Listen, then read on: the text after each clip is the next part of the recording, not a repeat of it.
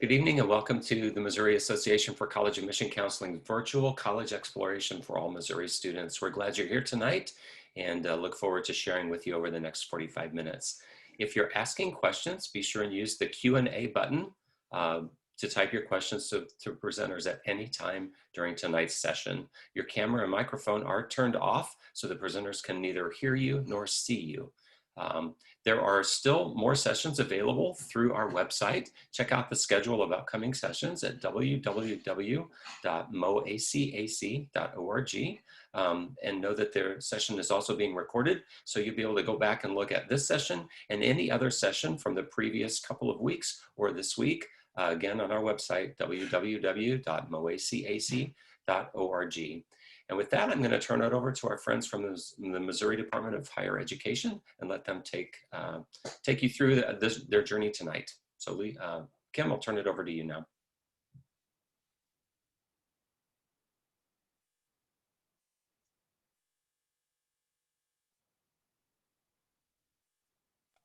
All right, thanks, Charlie.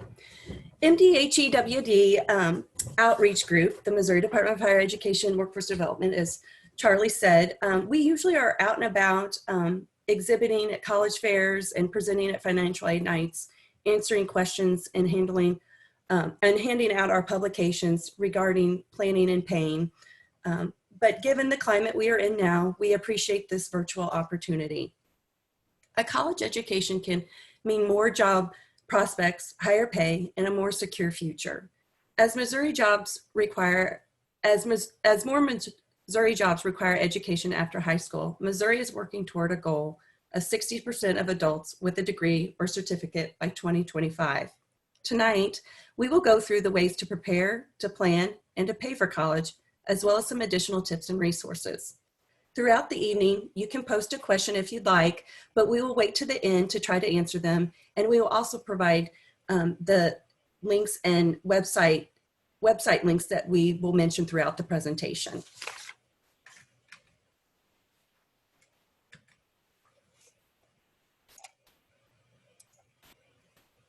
A college degree or certificate can mean more career opportunities and a higher salary. In 2018, college graduates on average earned $33,000 more per year than high school graduates, according to the Federal Reserve Bank in New York. Deciding what path to take after high school requires thought and planning. What kind of career do you want to pursue? What type of education will you need? What kind of college should you attend? How much will college cost?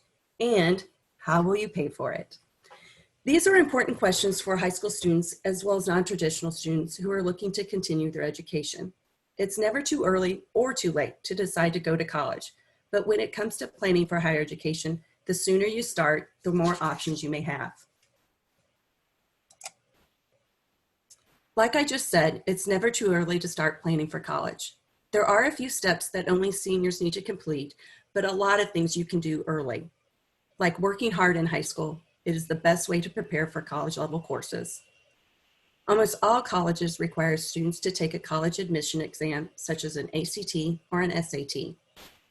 The ACT and SAT scores are often paired with your GPA, your grade point average, to determine college admissions and scholarship eligibility. If you need help paying for ACT or SAT, ask your counselor about exam fee waivers. We will mention deadlines and specific websites that will help you, but we do want to mention right now, seniors, you can submit your FAFSA as early as October 1, your senior year. The Access Missouri State Financial Aid Priority deadline is February 1st, with the final deadline of April 1. And again, we will mention this quite a bit so it sticks in your mind. It is just one important components to remember throughout the evening. There is no magic formula in choosing the right college. Just know yourself, your abilities, your interests, and your goals. This can help you find a college that is the best fit for you. An important part of planning for college is considering the type of career you would like to pursue. Your plans for the future will help determine the type of college you will want to attend and the kind of degree you will want to earn. You can compare your top college choices in several key areas, including degree programs, the college location, the size, the cost, and the available financial aid. You can do this with the College Fit Worksheet, which is at our journeytocollege.mo.gov website. You can also search colleges and degree programs in Missouri by using our Missouri College and Degree search tool, again, at our journeytocollege.mo.gov website. But learn as much as you can about the schools, the admission selectivity and application fees, the cost and available financial aid, campus resources and services, student activities and clubs, and the available program and majors that they offer.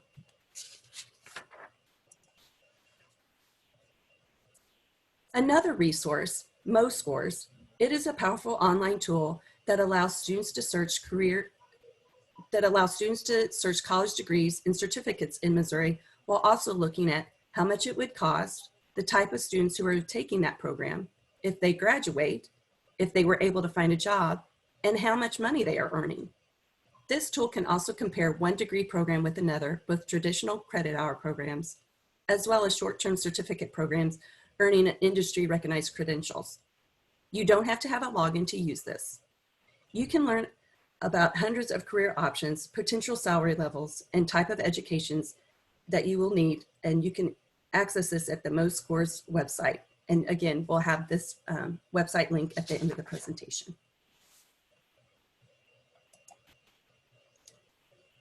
Most colleges and universities provide detailed information on their websites.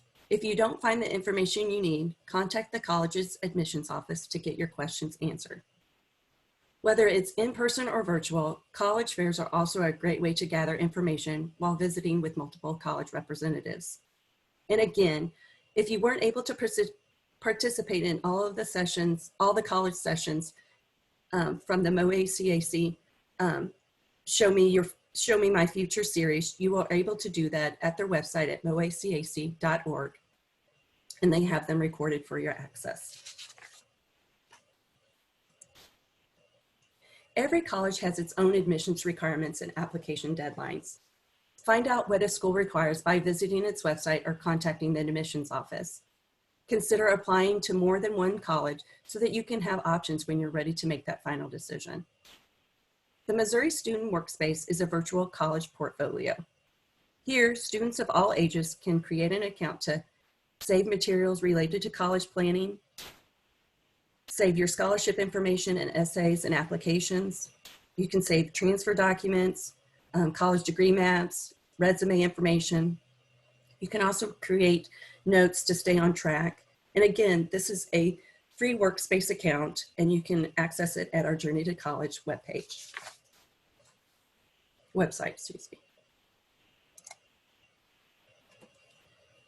Our Journey to College website has helpful online resources regarding choices and benefits of college and career options throughout all of the Missouri institutions. A great online site for overall preparing, planning, and for higher education. You can also follow us on our social media for tips, resources, and student stories. Now on to the paying for college. College can be expensive, but don't let the prices keep you from seeking a degree. Cost depends on the choices you make. There are many ways to decrease the cost of college. The majority of college students don't pay full price to earn their degree. The price of college can vary dramatically depending on where you attend college and the other choices you make. But the largest cost of college usually is tuition. However, there are some fees that can make a sizable chunk of your expenses. Fees are often based on the courses and the degree programs you choose. Most colleges and universities post their tuition and fees on the website, so you have a good indication of the cost of attending that class. Excuse me. Most colleges offer a net price calculator on their websites to help you estimate your actual cost.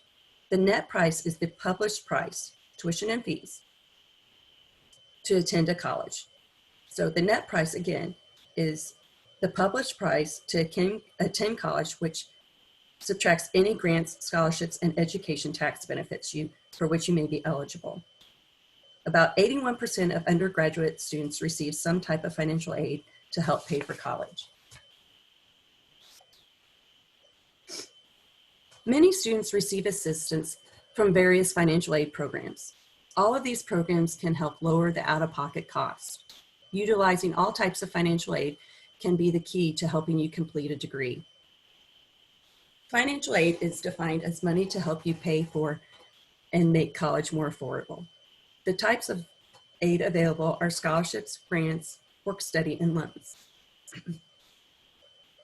A scholarship is financial assistance that is usually based on merit or ability and typically does not have to be repaid. A grant is a need-based scholarship assistance that generally, again, does not have to be repaid. Work study, it is a program that colleges make available, that makes jobs available, to students as a way to earn money towards their educational expenses. And then there are federal and private loans that are available to students and parents to help pay for educational expenses.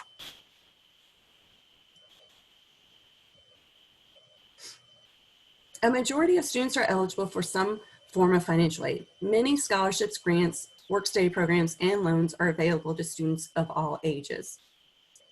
Your expected family contribution, also referred to as the EFC, is subtracted from a school's cost of attendance to determine your financial need and the types of amounts of financial aid you may be eligible to receive. The cost of attendance, COA, is the total amount it will cost to attend the college a student is interested in. This is usually stated as a yearly cost. So keep in mind, the cost of attendance will be different at every college. So that's why it's important to apply to many colleges and compare all the financial aid offers that you will receive from them. Please also realize and remember to contact the college financial aid office if your current financial situation has changed.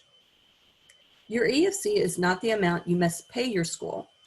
It is used to determine your eligibility for financial aid. A formula created by the federal government calculates your EFC. The formula considers several different factors. Family income, assets, and the number of family members attending college are among them. Need-based aid is financial aid that students can receive based on their financial need using their EFC.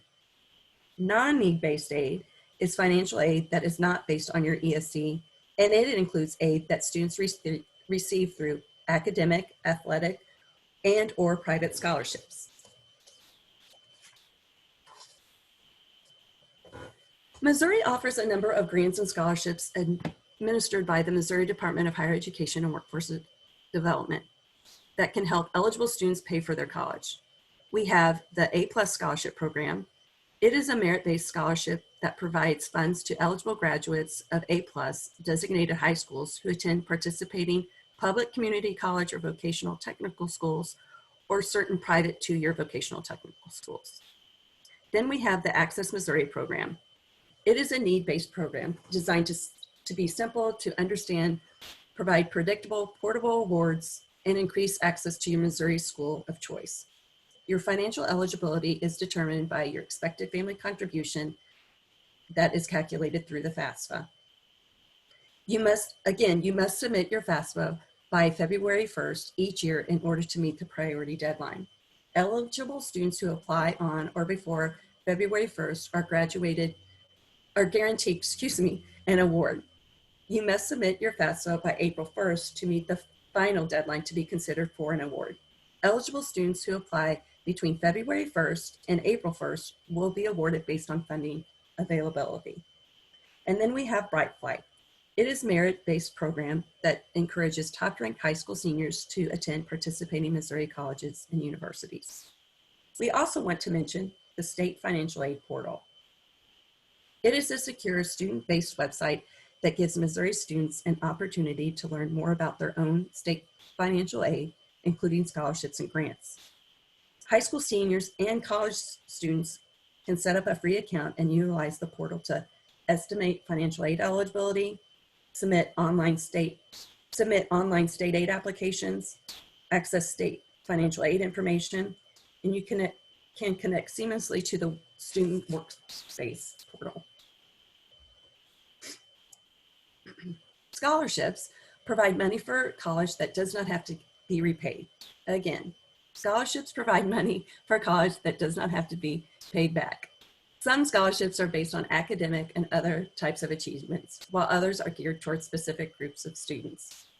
Scholarships may vary in amount from one-time awards of a few $100s to full tuition or thousands of dollars. Every scholarship you receive will help reduce the cost of your education, so it is important to start looking early and to apply for as many as possible. There are private scholarships, which are awarded by individuals or organizations, and they determine the eligibility and criteria, as well as eligibility criteria and application process. Institutional scholarships are awarded by institution or colleges. If you know the college or colleges that you are interested in attending, then we highly recommend getting on the school's website and look for the link that talks about financial aid to see what types of institutional aid they have available. I also want to mention that being a former scholarship coordinator, that is important to realize that scholarships at institutions are not solely based on first-time freshmen. There are a lot of them, but there are other scholarships for your sophomore, junior, senior years. So please stay in contact with the financial aid office of the college of choice you choose.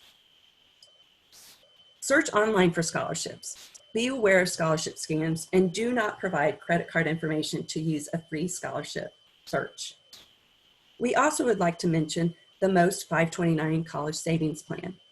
It is a state-sponsored tax advantage program that helps families save for college tuition and other college-related expenses. You may not know, but you can create a MOST 529 college savings plan before and during college. You can find more information about the benefits of starting the MOST 529 account when you're in college. You can access this at MissouriMost.org. And again, we'll post this link at the end of the presentation. Completing the free application for federal student aid, also known as FAFSA, is the first step to qualifying for many scholarships, grants, and student loans. Whether you are a first-time student, a transfer student, or a returning student, you should file the FAFSA every year you plan to attend college. And remember that this is in fact an application. The money actually comes from federal or state funding, institution or colleges, or private entities through scholarships. Research shows that students who complete a FAFSA are more likely to attend a 2-year or 4-year college, vocational technical school. The FAFSA.gov website has been redesigned so the site pages will fit the screen size and shape of any device, including desktop or laptop computers and mobile devices such as smartphones or tablets. I do want to make an announcement that we have just learned within the last week or two, but using my mobile app, which is the new app for Apple or Android phones, it is currently going to redirect you to the FAFSA.gov website. The FSA is in a redesign for the My Mobile app, and it won't be released until December. So just so you know that you can and will have access to use your My Mobile app, but it won't be until December. Right now, again, it directs you to the FAFSA.gov website when you access it. Remember, students who do not complete a FAFSA or submit a FAFSA, or they submit a FAFSA that contains one or more errors, can miss out on those important deadlines for federal and state aid and jeopardize their ability to pay for college. So please be sure to remember those deadlines and to try to submit your FAFSA as early as possible. The quickest and easiest way to complete a FAFSA is online at FAFSA.gov.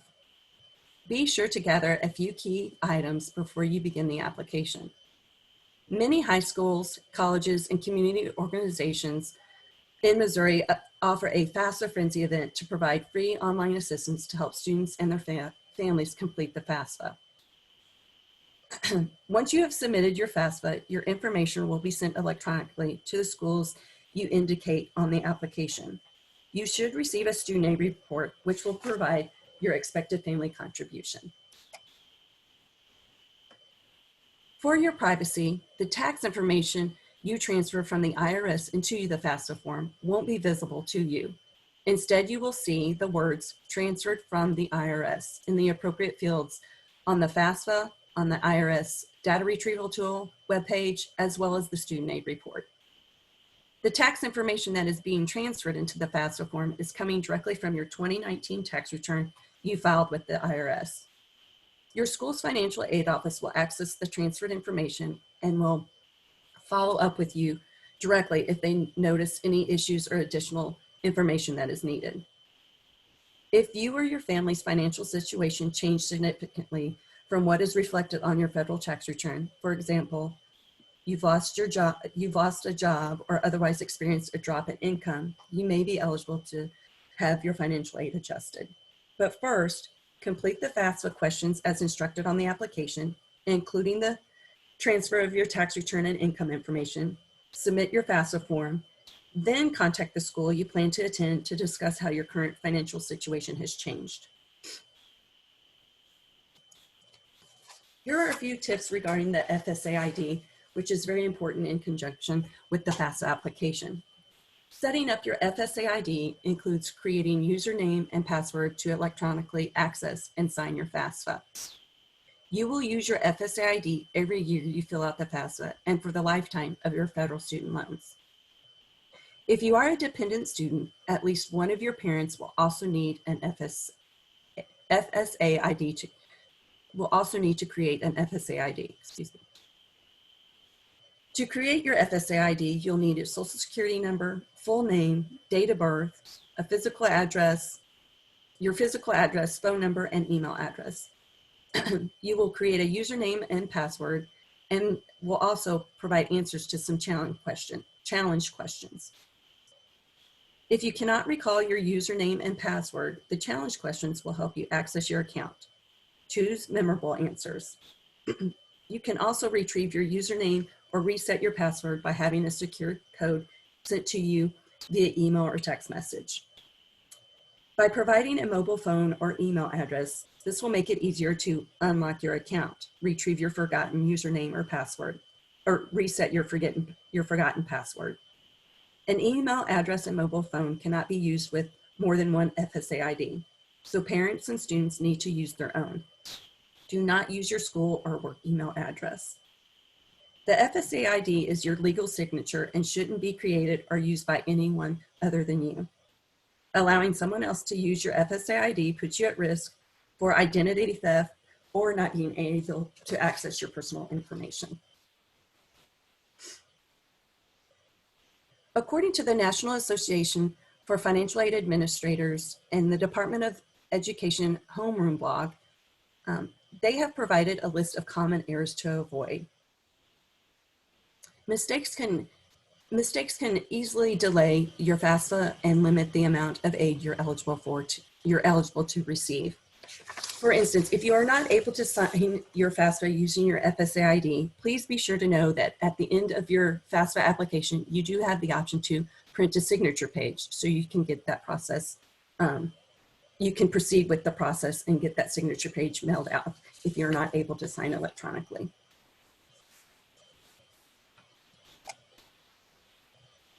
Once you submit your FAFSA, your information will be sent to the colleges you listed on the FAFSA form. Your FAFSA form will be processed, then you will receive a student aid report, also known as SAR. The report does not tell you how much financial aid you will get. It is a summary of the data you submitted. The report will be emailed to you. If you choose not to provide an email address, a paper copy will be mailed. Review the report as soon as possible and make sure that everything is accurate. Submit corrections if needed. If there are no corrections or additional submissions required, the report will show you your expected family contribution.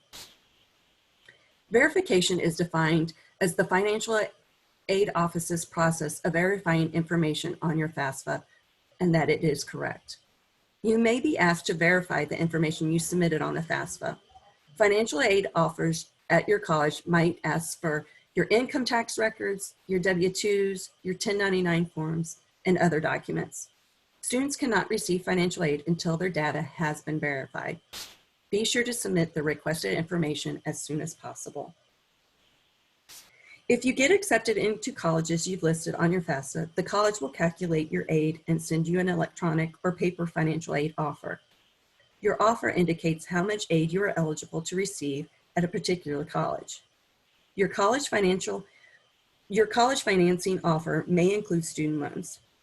Think about your expenses and how much money you will actually need for college before accepting these loans. You can also request a smaller amount of loans. And remember, you should only borrow what you need. Every college financial aid offer can have a different format, so it is important to really look at the breakdown of all the costs listed. If there's anything that doesn't make sense to you, reach out to the college's financial aid office. The last thing you want to happen is to misread an offer and end up paying way more for a college than you thought.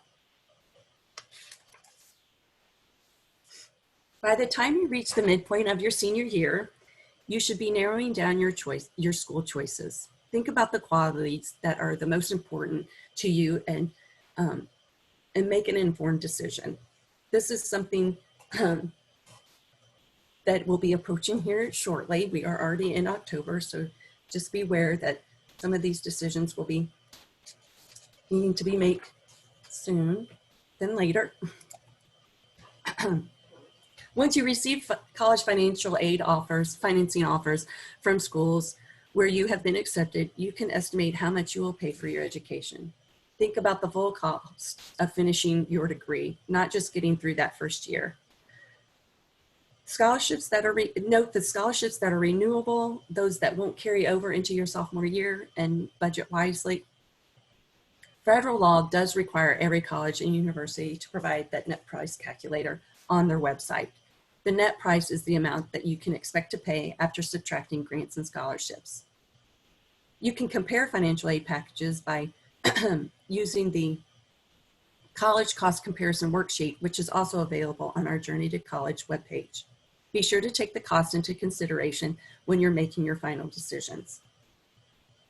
Once you have decided on a college, you will need to arrange for housing, meals, and transportation. Some four-year colleges require students to live in a dorm their freshman year unless they will be living at home. If you need services during holidays or summer, make sure you're choosing the dorm that offers that availability. Not planning to live on campus, you may want to also make sure that if you're living at home or if you're living off campus, you can check with the admissions office for some recommendations on housing, affordable housing. Be sure to sign and return your housing contract if you are living on campus, or sign a lease early so that you will be able to you will have a place to stay when school begins. Again, regarding meal plans, just be sure to consider all your options and sign the meal plan that you'll be able to use. If you don't have a car or you will not be taking it with you to college, be sure to research the transportation options so you have a reliable way to travel back and forth from home to college. Many factors, academic, finances, and personal circumstances, can affect your ability to succeed in school and make the most of your time in college.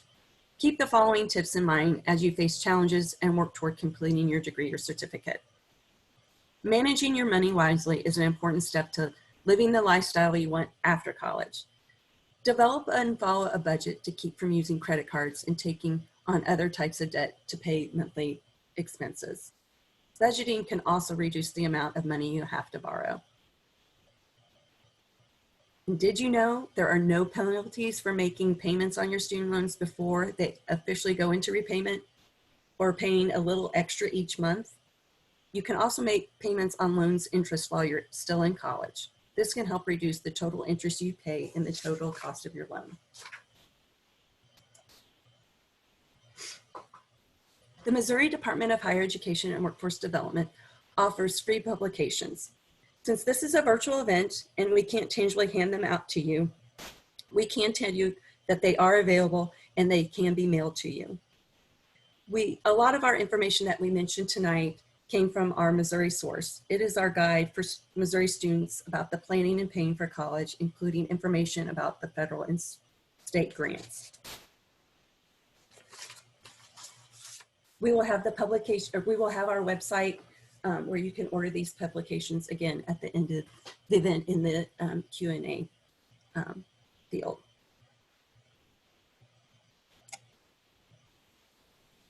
So We appreciate this opportunity given by StriveScan and MOACAC, and we want to thank everyone who participated tonight.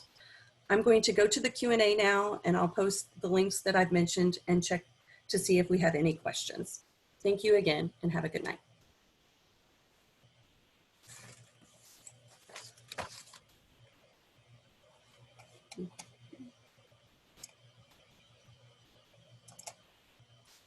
I don't see any questions.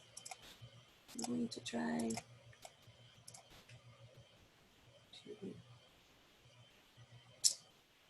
see any. A second.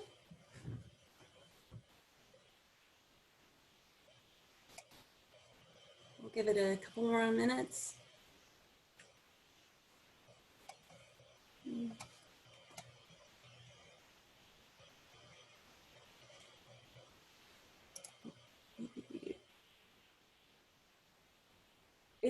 Yes, we have a question. Is the federal aid different than the state aid? Yes, the federal aid is funding and has different eligibility criteria than the state aid. The federal funding comes from the federal government, and state aid comes from state aid funded resources. And we will have, our journeytocollege.mo.gov website does have the distinctions there, as well as the individual criteria and requirements for federal programs as well as state aid programs. Can you post the representatives for each region? I don't have that resource with me tonight, but our website, our dhewd.gov webpage does have a map of who our outreach representatives are for each region. And it will show you their contact information as well.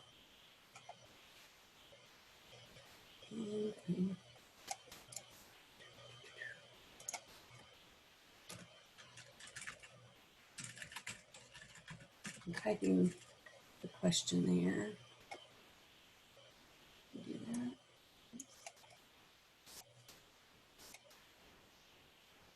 And I'm actually trying to send, as I'm answering these questions, the links that I've mentioned.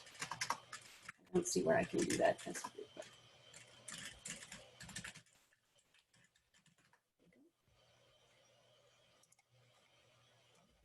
Any other questions?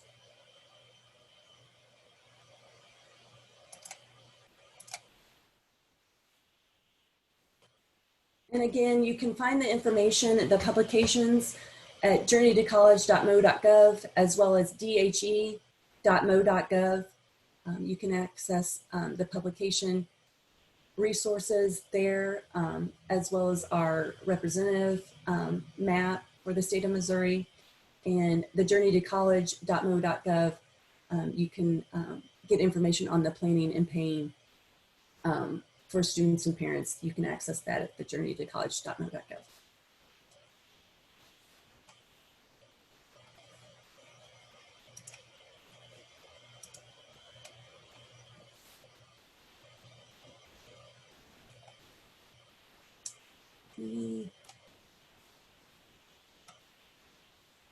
Anything else? Okay, I think that's it, Charlie. I don't see any more questions coming through.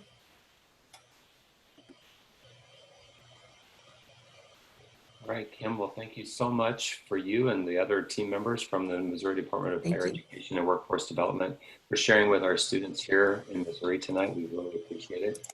And students, as you exit, you will be taken to a very quick 4-question survey.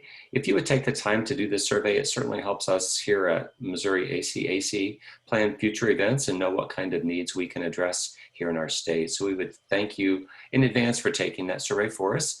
Remember that there are sessions still occurring this week that you can sign up for, as well as check out any recorded session from the last 3 weeks or anything in the future this week. All of those recordings will be available at moacac.org. Thank you again for attending. We wish you the very best in your college search.